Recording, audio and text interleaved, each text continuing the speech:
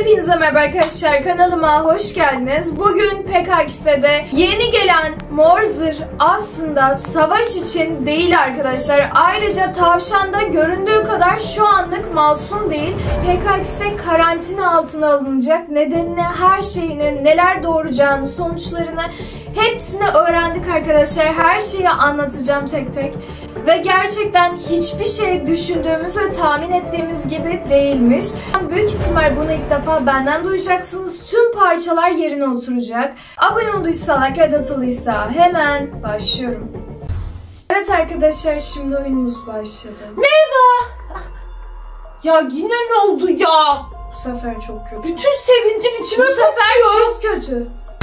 Ne oldu? Ne oldu? Acil bir durum var Maya. Hadi ya. Acil bir durum yok. Bir sürü durum var. Mesela bizim önceki videoda söylediğimiz her şey yanlış neredeyse. Hadi ya. Ben bunu daha yeni öğrendim. Her şeyin gerçeğini öğrendim. Her şeyin altında ne yattığını öğrendim. Vallahi ya, gerçek Evet. gibiydi önceki videoda. Gerçek gibiydi arkadaşlar ama onlar Maya ile bizim Maya'nın salak salak tahminleriydi. Benim de Nasıl onlar ya? ayak uydurmamdı. Aa. Ben iddialı bir şey söylemedim ama bu videoda her şeyi öğrendim. Tüm parçalar yerine oturdu.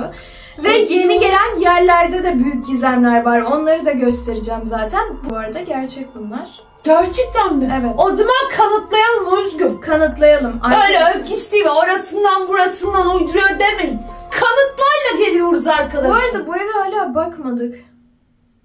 Neyse Özgür, hadi acil durum var. Evet arkadaşlar, şimdi acil durum için robotu ışınlanıyorum. Hadi. İlk öncelikle ne biliyor musun? Şimdi size tek tek kanıtlarıyla göstereceğim. Hadi ya. İşte bu Özgür, işte bu. Ama ilk anlattığımda inanmayabilirsiniz. Tane tane dinleyin. Tüm parçaları yerine oturtun. Ha diyeceksiniz. Hadi ya. Bende de öyle oldu çünkü. İlk bir anlam veremedim. Bakın arkadaşlar, bu zırh adminin. Bu zırhın içinde admin var. Ben ne dedim? Tamam. Tamam. Bu zırhın içinde admin var. Evet. Ama biliyorsunuz bu zırhın özelliklerini incelediğimiz zaman Evet. zırhın böyle çok fazla katmanlardan oluştuğunu ve fazla güçlü olduğunu fark etmiştik. Evet, doğru. Ve her yerinde matematiksel hesaplamalar vardı. Evet. Yani admin zırhta herhangi bir ufak da olsa boşluk bırakmayacak şekilde tasarlamalıydı. Hadi ya, neden?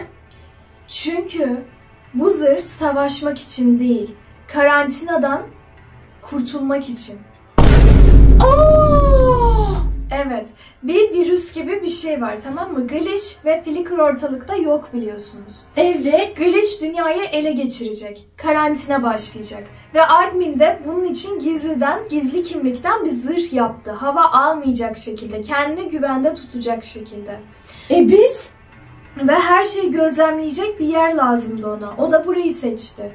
Hadi ya. Evet. Ne yani, PKX'e virüs mü yayılacak? Evet, yani geçen seneki gibi bir şey olacak. Ama bu sefer daha ağır. Bu sefer havadaki şey virüs değil, Glitch'in yaydığı bir enerji olacak. Yani eğer herhangi bir hava alırsa admin istemeden Glitch'in etkisi altında kalacak. Aa! Evet. Peki biz?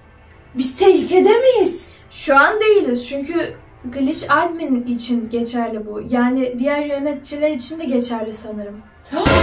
Peki diğer yöneticiler ne yapacak? Bilmiyorum, onu bilmiyorum. Belki aynı zırhtan bir sürü üretirler ha? Olabilir. Öyle yapabilirler. Ayrıca arkadaşlar sadece bu da değil. İşte bu zırhın her yeri, hiçbir yere hava almayacak şekilde tasarlandı. Admin onu öyle tasarladı çünkü hava almaması gerekiyor. Evet. Yoksa o da Glitch'in yanında olursa ve diğerlerini ele geçirmesi daha kolay olur. Bu yüzden de ilk adminden başlıyor. Admin de kendine asla yenilmeyecek bir zırh yapıyor. Ama savaşmak için değil, sadece kurtulmak için, korunmak için. Evet. Evet. Ayrıca arkadaşlar sandığımız gibi değilmiş hiçbir şey. Ne? Bakın şimdi. Biz buradakileri masum sanıyoruz değil mi? Böyle hani tavşanın evi falan filan. Doğru. Tavşanın evine artık lazım olmayacak diye kullandılar. Hadi ya. Tavşanın evinin yerine başka bir ağaç diktiler. Evet. Bu tavşanın kafasındaki yara bandı var ya. Evet. tavşanın yaralı olduğunu gösteren bir yara bandı değil. Nasıl ya? Yaralanmış işte, yazık bu adama. O yara bandı var çünkü Evet. Glitch'in etkisi altında. Aa! Ona hava girdi Maya. Hadi ya. Ona virüs bulaştı. Glitch onu bir şekilde bulaştırdı, anladın mı? Ne olacak şimdi? Yani şu anda tavşan iyi durumda değil. Yaklaşma o zaman, geç çekil. Evet, Glitch'in etkisi altında. Bu adam virüslü şu anda. Yani tam olarak virüslü değil Mayacığım. Virüslü işte. Glitch'in etkisi altında. Dokunma. Sakın. Ya bu adam... Sakın elleme. Bu adamdan ne istediniz? Ne yaptınız bu adama böyle? Virüs kaptı bu adam. Neden ilk bu adamdan başladığını biliyor musun? Neden? Çünkü geleceği bilen tek PKXD karakteri bu tavşan. Hadi ya. Susmasını istediği için onu bayılttı. Yoksa konuşacaktı. Ayrıca tavşan önceki güncellemede Raccoon'a bakıyordu. Evet, ağlıyordu. Tavşan önceki güncellemede Raccoon'a bakıyordu. Ve ağlıyordu. Ve ağlıyordu. Bunu cebinizde tutun. Başka bir şey anlatacağım. Bu lazım olacak. Tavşan önceki güncellemede Raccoon'a bakıp ağlıyordu. Evet. Yani Raccoon'la önceden arkadaştı. Raccoon'u bulmak istiyordu. Ama para için değil. Gerçekten endişelenip üzüldüğü için. Ben de öyle dedim. Bir dakika. Ne ya? Gerçekten endişelenip üzüldüğü için ağlıyordu. Herkes Raccoon'u kötü olarak biliyor. Tavşana ihanet etti veya oyundaki kötü karakter olarak. Evet, şerefsiz. Veya kaçan karakter. Evet. Raccoon kötü bir karakter değil. Raccoon, Glitch'in hastalığına yakalanmış bir karakter. O yüzden kaçıyor. Admin de onu bulmak için asmış çünkü o hastalıktan kurtulması gerekiyor. Onu serbest bir şekilde bırakmamak gerekiyor. Admin onu yakalayacak ya, ondan mı zırh tasarladı? Aynı zamanda Glitch'ten de endişeleniyor. Tavşana nereden bulaştı? Nereden? Raccoon'dan. Raccoon'u buldu. Tavşana bulaştı, Raccoon kaçtı. Ne olacak bu adama şimdi? İşte arkadaşlar bakın, birleşiyor, anladınız mı? Ay, inanamıyorum. Peki bir şey diyeceğim Özgü. Raccoon hırsızlık yaptı diyorlardı. Yalan mı o? Ya evet, yalan yani Mayacığım, hırsızlık falan. Virüs bulaşmış, ondan kaçıyor. Yani Glitch'in etkisi altında Raccoon da aynı zamanda. Çünkü Glitch Raccoon'a bir virüs yapmış, anladınız mı? O yüzden admin 1,5 milyon elmas ödül koydu ona. Evet ama sadece onu bulması gerekiyordu çünkü çok ihtiyacı vardı. Yani demek ki ciddi bir şey oldu ki o kadar rakam koydu. Evet, basit bir hırsızlıkta bu kadar rakam koyulur mu arkadaşlar? Bir mantığınızı kullanın. Evet, yani bu tavşana virüsü Raccoon bulaştırdı. Tavşan Raccoon'u aramaya çalışıyordu. Onu virüsten kurtarmaya, kendi haline getirmeye çalışıyordu. Tavşanın dili olmadığı ve konuşamadığı için anlatamıyordu. Ama her şeyin farkında olan her zaman tavşan. Geleceği biliyor ama konuşamıyor. Bu nasıl bir kader ya? Kendinden önceki zamanları da biliyor. Tavşan zaman yolculuğunun işareti bu arada. Ama kimseye anlatamıyor bu adam. Ayrıca geleceği ve geçmişi bildiği için ve bir şekilde anlatmalarından korktuğu için bulaştırıyorlar. Her şekilde zorluyorlar. Ne olacak öteki güncellemede peki? Bilmiyorum. İyileştirebilecekler mi bu adamı acaba? Arkadaşlar fikirlerinizi yorumlara yazın. Yazın. Arkadaşlar bu arada bir şey söyleyeceğim. Ne? Tavşan geleceği biliyor ama şu anda kalkabilecek durumda değil. Virüslü. Yani artık kalksa da kendi olamaz. Hafızası yerinde olmaz. Tam da beyinden. Admin desek zırhın içinde. O korunmaya ve uzak durmaya çalışıyor. Yani onun da yapabileceği bir şey yok. O zaman dünyanın ortasındaki sahte admin mi? Evet, buraya öylesine koydu kendini. Yani karakter olarak, avatar olarak. Özgü, yorumlarda demişler ki Sky'ın içine bak abla. Admin'in içine bak abla demişler. Bir baksana içine. Bak, boşluk. Evet. Bunlar öylesine koyulmuş robotlar arkadaşlar. Gerçek değil bunlar. Evet, değiller arkadaşlar. Bunlar robotlar, NPC karakterler. Bak. Evet, boşluk. Normalde içi oluyor çünkü bunların. Evet, bakın arkadaşlar hepsi boşluk. Bak Nimda'ya bak. Boşluk bunlar. Gerçek değil ki. Bunlar gerçek değil arkadaşlar. Bunlar sahte. Bunları bilerek koydular. Sky ve Nimda gerçekte nerede bilmiyorum. Admin o zırhın içinde korunuyor. O gerçek. Bir dakika. Tavşanın şu anda bilinci yerinde değil ama geleceği ve geçmişi bilen ve ne yapacağımızı, ne olacağını bilen tek kişi oydu. Ama hafızası yerinde değil, yani bilmiyoruz. Ne yapacağız? Ondan yardım alamayız. Admin desek dünyayı gözlemliyor ve bir şey diyemiyor zırhın içinde olduğu için, belli olmak için. Sky ile Nimda desen ortalıkta yoklar. Nerede bilmiyoruz. Evet ya. Yani arkadaşlar PKX dünyasını kurtarmak bizim elimizde. Nasıl yani? Yani karantinadan kurtulmamız gerekiyor. Ayrıca yardım olsun diye AVM'ye getirdi. Neden? Neden? AVM'nin içinde bütün ihtiyaçlarımızı karşılayacak yerler var çünkü. Bir bakalım. Ay doğru. Ayrıca karantina geleceğiyle ilgili de birkaç ipucu vermişler. Hadi ya. Yani admin belli etmeden. Bak ilk öncelikle burası. Arkadaşlar kuaförü bile AVM'ye taşıdılar. Neden? Neden? Çünkü burada yaşamamızı istiyorlar bir süre. Evet. Ve bu AVM kalıcı olarak geldi arkadaşlar. Güncellemeyle gelmedi. Ve adminle Sky birbirlerine bakarak taş olarak, yani birbirlerine bakarak sadece duruyorlar. Bunun da arkasında bir anlam yatıyor bence. Hadi ya. Peki Nimda'nın heykeli neden yok? İşte onu ben de anlamadım. Allah Bence Allah. Nimda ihanet edebilir. Bak mesela posterler var. Sky'ın posteri. Admin Doğru. Nimda nerede? Nimda yok bir tek. Belki bu taraflardadır, bir bak. Yok. Evet arkadaşlar, Sky'la adminin posteri var. Nimda'nınki neden yok? Bence Sky Nimda'ya ihanet etti. Ve adminle ikisi bir oldu. Neden ya? Bilmiyorum, bir şey için. Ayrıca hastanede karantina geleceğiyle ilgili de ipuçları var. Hadi ya. Yani burada dip dibe sandalyeler falan var. Bu bir an önce bulaştırmak istediği anlamına geliyor. Yani çok dip dibe koymuşlar. Bu kadar dip dibe olamaz. Ve buradaki yiyeceklerden almayın arkadaşlar. Bulaştırmaya çalışıyorlar.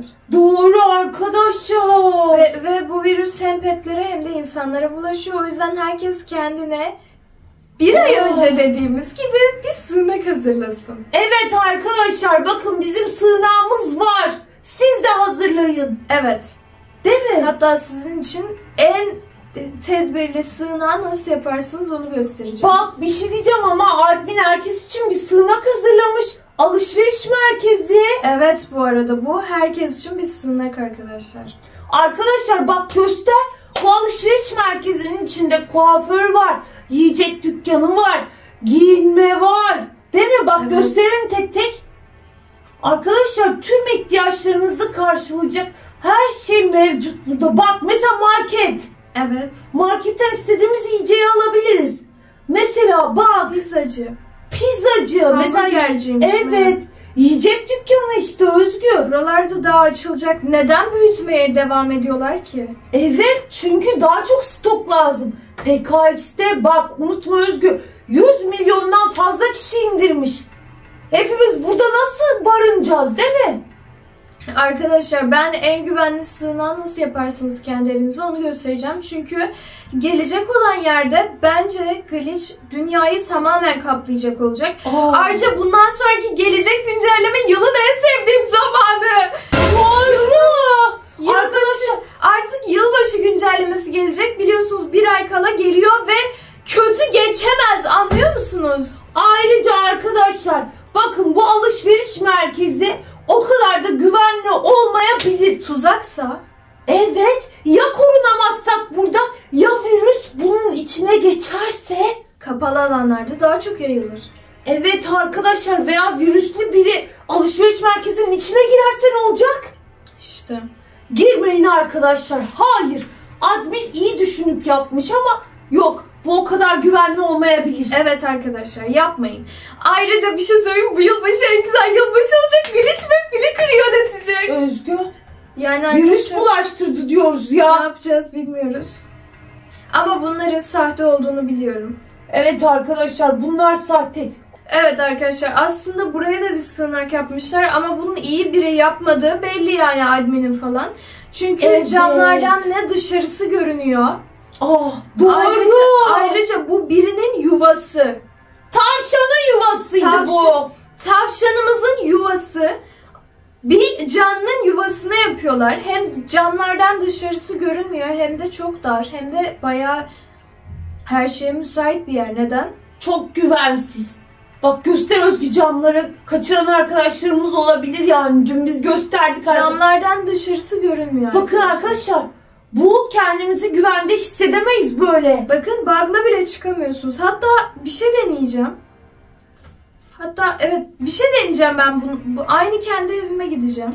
Ha evet. Baktık ya. Hayır, getirmediler o evden. O Hadi. ev daha gelmedi. O satışta Ne oluyor? olmayan bir ev. Al. Fırtına çıkıyor. Gözümüzün önünde fırtına çıktı. Evet. Aha! Arkadaşlar! Her fırtına çıktığında tehlikede olabiliriz Özgü. Neden biz tam bunlardan bahsederken çıktı ki? Fırtına her çıktığında virüsün yayma olasılıkları daha çok. Evet, o yüzden yağmur yağdırıyorlar. Yağmuru neden kötü hava durumu olarak gösteriyorlar? Yağmurlu hava benim en sevdiğim hava durumu. Evet, ve neden fırtınayı getirdiler yağmurla? Ne güzel yağmurda çıp çıp suda zıplıyorduk. Yalan mı Özgü? Ben çok eğlendim. Ayrıca bir şemsiye Aa! Yağmur yağdığında oluyor bakın. Ve bizi ifşa edeceğimizden dolayı ne oldu? Bizim bağlantımız kesildi, gördün mü? Evet. Alın işte arkadaşlar, size bir kanıt daha. Her yağmur yağdığında sunucu bağlantısı kesiliyor. Halbuki gigabaytımız var bizim yani. Yani al, Bak. yeni yağmur başlamıştı. Bak. Bizi uzaklaştırmaya çalışıyorlar. Evet, her yağmur yağdığında böyle yapıyorlar. Gerçekten ne yapmaya çalışıyorlar? Böyle arkadaşlar yani. Vay be. Hatta bu ev boşuna getirmemişler bence. Bu evde de bir şey var. Oğlum be, bu birinci oldu. Tamam da niye getiriyorlar? Daha önce böyle bir şey getirmediler ki. Böyle yarışmalar çok oldu. Doğru. Ayrıca arkadaşlar bakın, gördünüz mü? Her fırtına çıktığında bağlantımız kesiliyor bizim. Evet. Çünkü biz ifşa ediyoruz şu anda. İzleniyoruz Özgü. Her yerde gözleri var. Evet, burada da wow, güzel ama. Güzel yapmış şimdi. Bayağı, Ben baktım. bayağı iyi yapmış. Gördün mü? Bir de üst katı var. Hiç üşenmemiş, hiç. Hiç. Mona Lisa niye takip ediyor? Hiç üşenmemiş. Bu tablonun özelliği o Özgü. Bak. Gerçek hayatta da mı öyle? Evet. Mona Lisa tablosu. Bak. Hiç üşenmemiş. 1 gram bile. Bak, en küçük detaya bile koymuş. Gördün mü? Bak, oraya saksı bile koymuş. Bak mesela bak. Dans eden saksı koymuş. Bunu bile üşenmeden koymuş. Kim yapabilir ya böyle? Ama hak etmiş kazanmayı. Yani sen bakmadın günlerdir ama güzel yapmış şimdi. Ve bayağı iyi yapmış. Ya. Neyse, güzel arkadaşlar, güzel. Bilim insanı nerede bu arada? Evet, bilim adamı nereye kayboldu?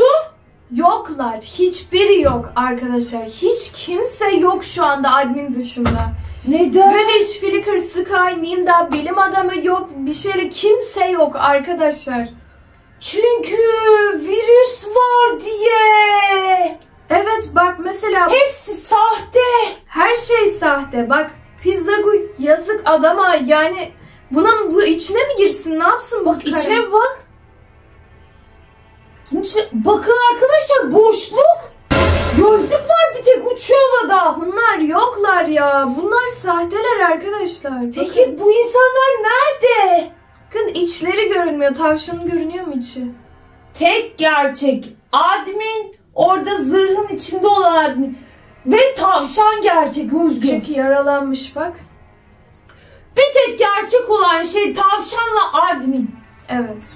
Peki bir şey diyeceğim Özgür. Oyuncular var burada, oyunculara bulaşmıyor mu bu virüs? Mesela biz geziyoruz. Bence insanlar oynadıkça güçleniyor ama bize söylemiyorlar. Ne yani, oynamayalım mı? Yok Maya, öyle değil yani. Nasıl yani?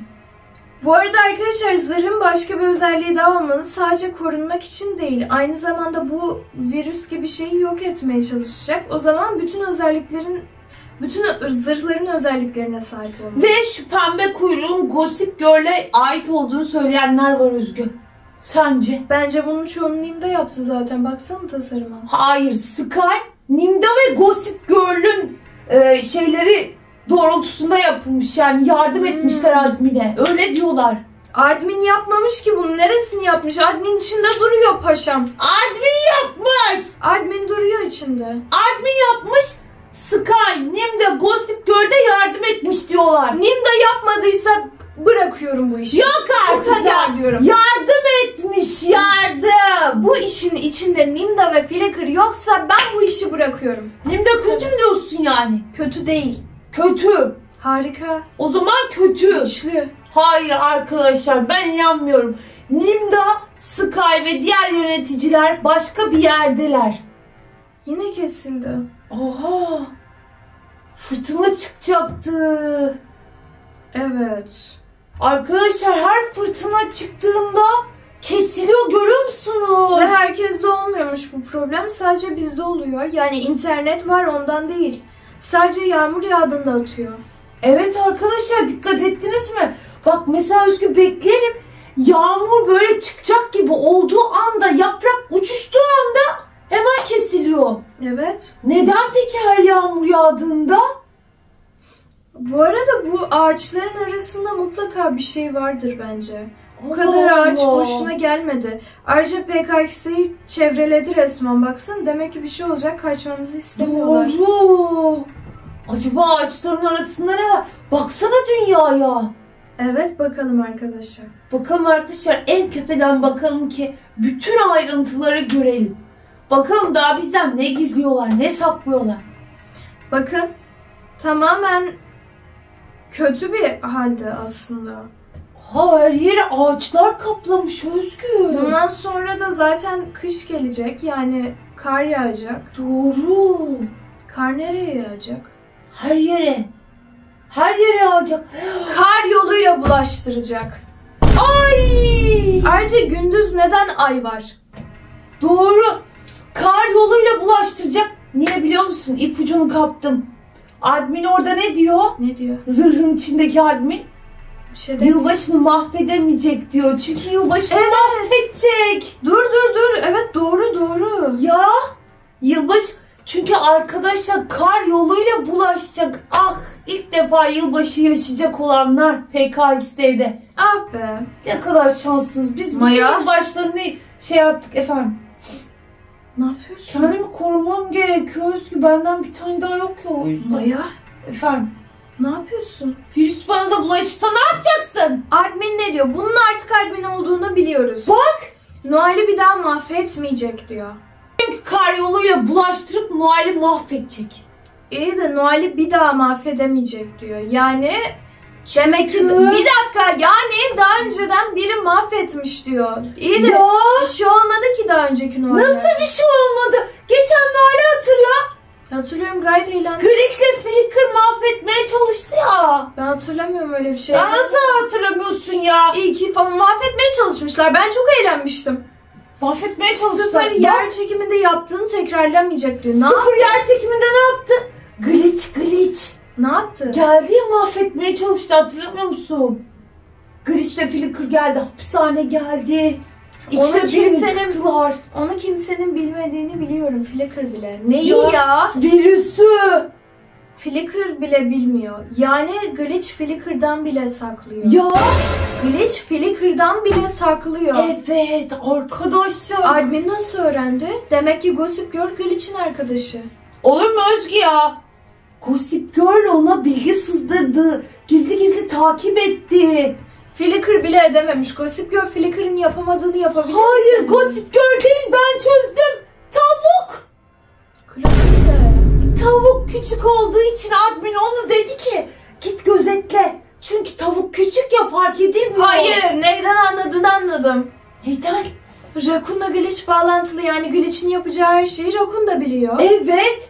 Tavşan Rakun'u bulmuştu ama söyleyemeden zehirlendi. Evet. Yani tavşan birine bilgi sızdırabilmiş ki öyle bayılmış, anladın mı?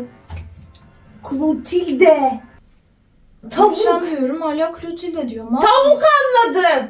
Tavşan diyorum. Tavuk anladı, tavuk. Ben tavuk yemeyi sevmiyorum Maya. Tavuk Evet çözdü arkadaşlar. ya. Kanalıma abone olmayı, Arkadaşlar var. Sizce kim çözdü? Tavuk anlattı bu. Küçücük Tavşan. hap kadar. Kapat.